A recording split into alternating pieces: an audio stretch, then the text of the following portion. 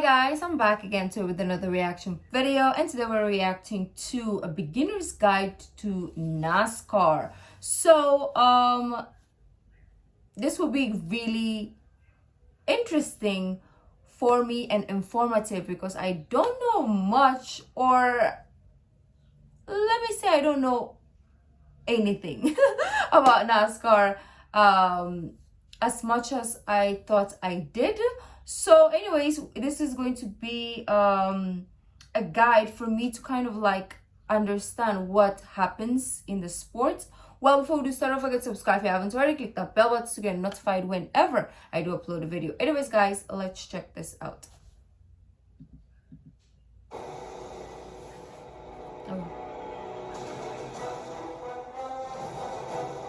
Okay. Dun, dun, dun.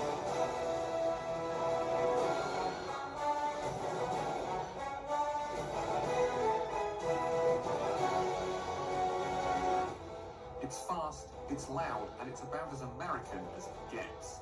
I'm talking, of course, about NASCAR.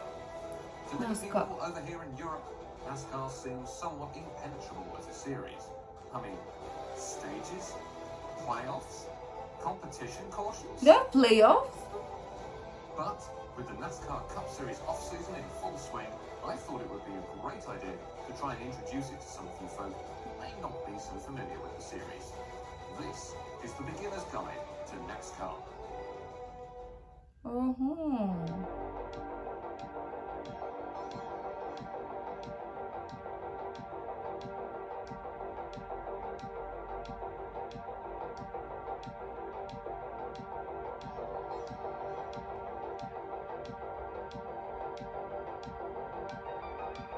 Episode 1.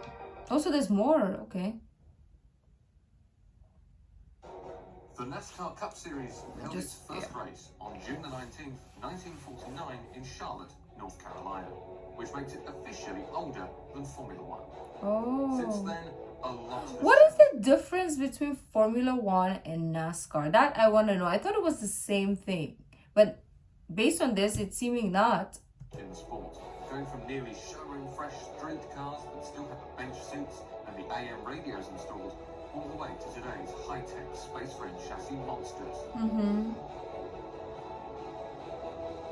Modern cars feature a 358 cubic inch naturally aspirated V8 engine, which transmits power to the rear wheels through a 4-speed H-pattern gearbox.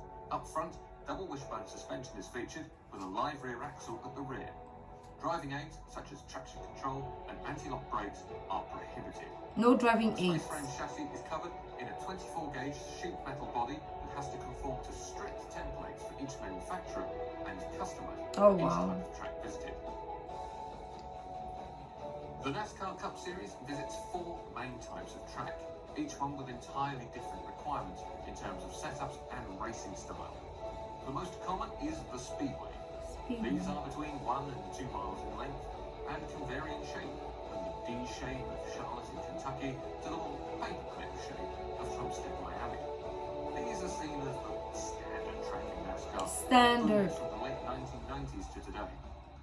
Despite being the most modern tracks, fans often lament the fact that the tracks are somewhat samey and often less interesting racing than the other circuits. Wait, cookie cutter tracks that produce mediocre racing, replacing classic venues we all know and love? See, F1 fans, we aren't alone after all. I still don't know how the tracks differ These from one less another. than 1 mile in length include Martinsville Speedway and Richmond Raceway in Virginia, as well as Bristol Speedway in Tennessee. Short trucks. NASCAR short track racing offers close contact racing and a very high level of intensity from start to finish, which often leads to drama both on the track .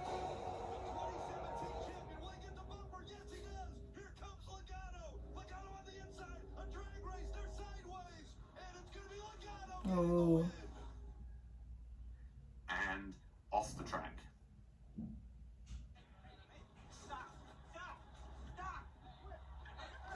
So does a lot of fighting happen in NASCAR?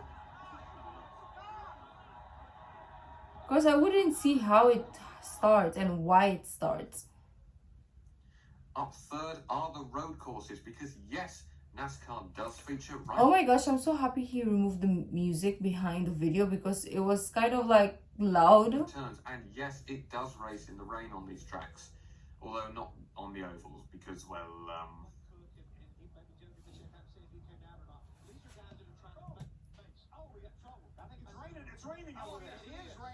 Oh, it is raining. See the 97 of Joe Nemechek and heavy damage. That's Benny Gordon, the 91 car. Benny Gordon at 91. The series mixes up both oval-derived road courses like the ones at Daytona and Charlotte, as well as the likes of Watkins Glen, Why is the music back? and, as of 2021, the Circuit of the Americas. Because I can't really hear his voice. Finally, there are the super speedways. The super speedways of Daytona and Talladega are probably what you would think of first when someone mentions a NASCAR team. Yeah.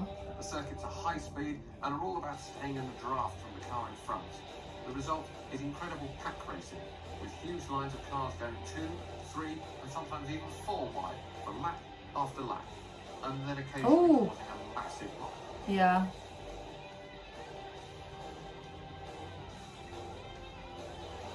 On a side note, you may notice something different about the cars when they compete on the short tracks. On ovals over 1.3 miles in length, the cars will run at 550 brake horsepower and have a large rear spoiler. At 8 inches tall, it is so high that at the top a transparent section has to be included so that the drivers can see something other than their own car in their rearview mirror. Makes sense. This large spoiler creates lots of drag and aids drafting and overtaking at the bigger tracks. In contrast, at the short tracks, the rear spoiler is reduced to 2 3/4 inches in height. The power is increased to 750 brake horsepower to ensure that dirty air doesn't become an obstacle to good racing. Never thought Tracks there without was the large straights any difference right then, in the car or the out tracks. of the way, it's finally time to throw the green flag and start the race. If you're coming straight from watching Formula One, it's worth remembering that the excitement in the race tends to be the reverse of Formula One's. The most exciting laps tend to be right towards the... Wait. Coming straight from watching Formula One, it's worth remembering that the excitement in the race tends to be the reverse of Formula One's. The most exciting laps tend to be right towards the finish. So just settle in and enjoy for now. Okay. He said something about the difference between Formula One so and we're a short way into the race. NASCAR. We've settled But I for the still time don't get being, it. and what's this? A caution. Is there rain on our speedway? No. Is there debris around? No. Has a car crashed somewhere? Nope. Oh, This is a competition caution. does that mean? The competition caution has been seen a lot through 2020 thanks to the scrapping of qualifying and practice sessions. But in a normal race, it is only really thrown if there's been a change in the track conditions since qualifying, usually brought about by overnight rain. It allows the teams to come in and adjust the setups of their cars to suit the new conditions and to So you have setups according to the tracks or the weather is what I'm getting. So if it's like rainy, maybe they use different tires, or if it is, not wet, then they use different tires. Makes sense because it's slippery when wet. Tires. Ordinarily, cars would lose a lap to the leader in most tracks if they pitted under green flag That's the conditions. fastest. So teams would be hesitant to come in and make the changes. Under all cautions, the first car that is a lap down is allowed to unlap itself, which is known as the free pass. I don't get it. So, the caution period's all sorted, and it's almost time for the restart. On the final lap, under caution, the choose cone comes into Choose effect. cone. This is a painted V shape on the track, just after the start-finish line. Drivers will need to make a tactical choice on whether to take the preferred racing line on the restart, or take the worst line, but perhaps start in a higher position as a result. It's only a minor rule introduced in 2020, but so far it's actually really mixed up the running order and produced quite a lot of excitement on the restarts. So they can choose to take either or. But what? Every I need motorsport to- around the world has experienced the same conversation with someone at some point in their lives. You know, the one that usually comes to an abrupt end. I need and more. says something like, "Oh no, I only watch the first and last laps because they're the only interesting ones." Oh. Well, a few years ago in a NASCAR meeting in some swanky hotel, no doubt, they were having a big discussion about that exact thing. So, how do we get people to watch more of the race if they're only interested in the Your first first, and last laps? I know, you've just got to have more of them first laps and last laps, ain't you? You know, oh, if you excuse me, I'm off to the bar on the company credit card. So how? Hello? Wait, that's absolutely genius. Jenkins, you're a madman. I love you.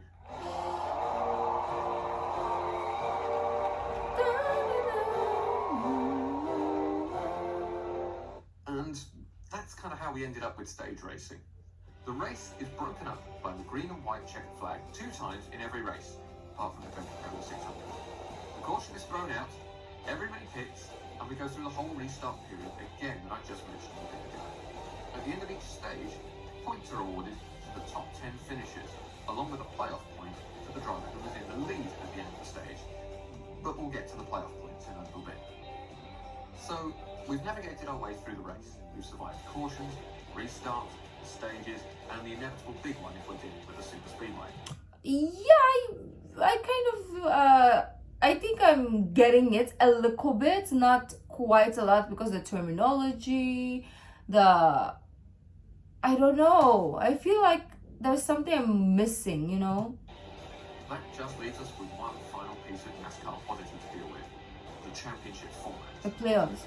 Worried about how audiences tend to turn off after the championship is sealed, NASCAR introduced a system for the championship that guarantees that the title will be decided at the final race of the season. The Oh. first 26 races of the season form the regular season, where drivers are trying to qualify for the playoffs. Okay. Quite simply, win a race and you are in to the 16-car playoff field. So if we take the winners of 16 the car. 2020 regular season, you'll get this as your playoff field. But hang on, only 11 drivers won a race during the regular season. So what now? Well, the top scoring drivers for the season so far fill out any remaining places. And then Oh. the playoff field is set. Now, only one of these 16 drivers can win the championship over the next 10 races. Once the field is set, everybody's points are reset. And then, any playoff points accumulated throughout the season are added in, which gives drivers who've already booked a spot in the playoff right at the start of the season an incentive to keep on pushing. The round of 16 lasts for 3 races, but once again, you win a race and you advance to the next round. And then, everybody else fights for points. After those 3 races are up, the bottom 4 are dumped out of the playoffs and can no longer win the championship. It's like We relegation. repeat this after another 3 races, and then again, and so on, until 4 drivers are left. Not quite like for the final relegation, race of but the you season. know. Whoever out of these 4 drivers finishes highest up the order is your NASCAR Cup Series Okay. champion. Makes sense. That the way he described it at the I end hope makes that sense. covers it for now. I hope you enjoyed our little stateside journey together. If you did, then give it a like, let me know. And in the comments, let me know if there's any other series that you would like to have a little beginner's guide to. It was actually informative towards the end, how we get to a certain point.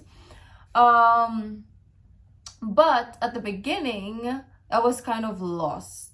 So we have to, I think there's one more video, because he said this is the first part. So I think there's one more video so that we can get deeper into how it works, and we'll watch more videos, of course, and probably apply the terminologies and the knowledge that we know. But let me know what you guys thought, and if there's a better video that you'd like me to see explaining it.